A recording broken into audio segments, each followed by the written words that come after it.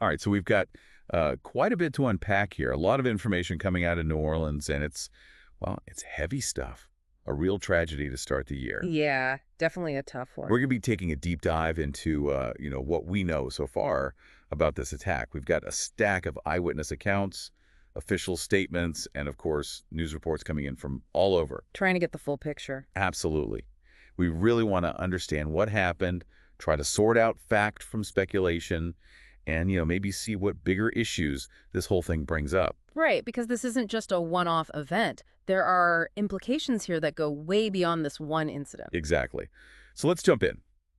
The attack itself took place in the early hours of New Year's Day. Already you've got a contrast there. You've got the celebration of New Year's, the French Quarter, the Sugar Bowl. Yeah, the whole city's supposed to be in a festive mood, Exactly. and then this just rips through it all.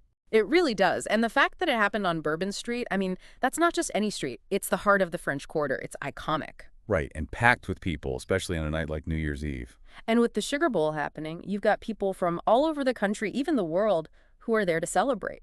So it's not just a local tragedy, it has this much wider impact. Yeah, for sure.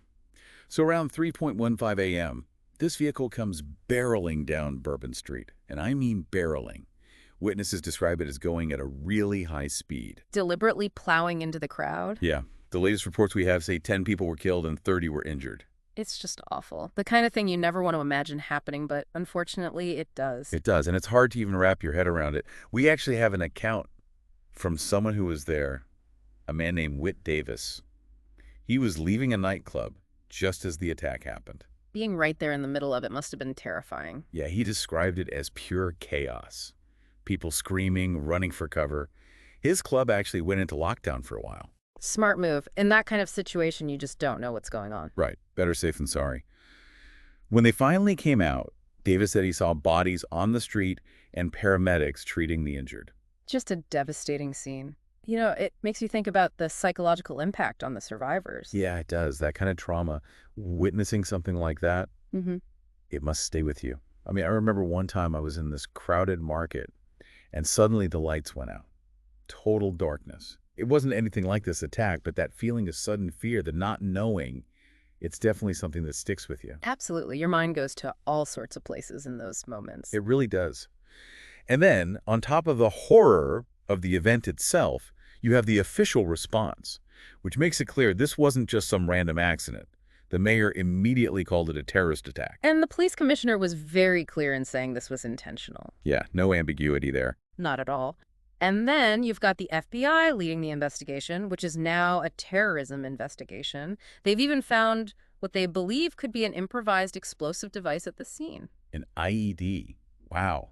That changes things. It does. It suggests a level of planning and organization that's pretty chilling. Yeah. This wasn't just someone snapping. It seems like something much more calculated. Right, and it raises all sorts of questions about, were there other targets? Was this part of a larger plot? And so on. Exactly. And at the time of these reports, authorities hadn't yet released any details about the suspect's motive or whether there was an ongoing threat. A lot of unknowns. A lot of unanswered questions. And speaking of the suspect, we do know they were killed in a firefight with police shortly after the attack.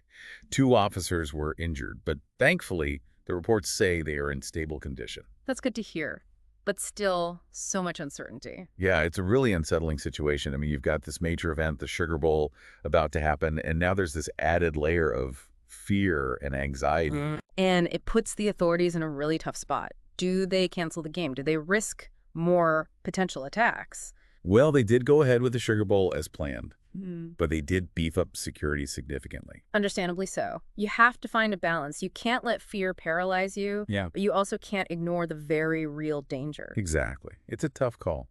And I think this whole incident, the fact that it happened in the middle of what's supposed to be a joyous celebration, it really makes you think. It does. It brings up so many questions about our vulnerability, about how we prepare for these kinds of events. And maybe even how we think about attending large public gatherings going forward. Yeah. I mean, will this change people's behavior? Will it lead to more security measures at concerts, sporting events, even just crowded public spaces? It's a lot to consider. It's a tragedy, no doubt. But it also raises some really important questions about how we, as a society, respond to these kinds of events. It's a conversation we need to have for sure. How do we balance our desire for freedom and celebration with the need for security and vigilance? It's a question with no easy answers. No easy answers at all. Yeah.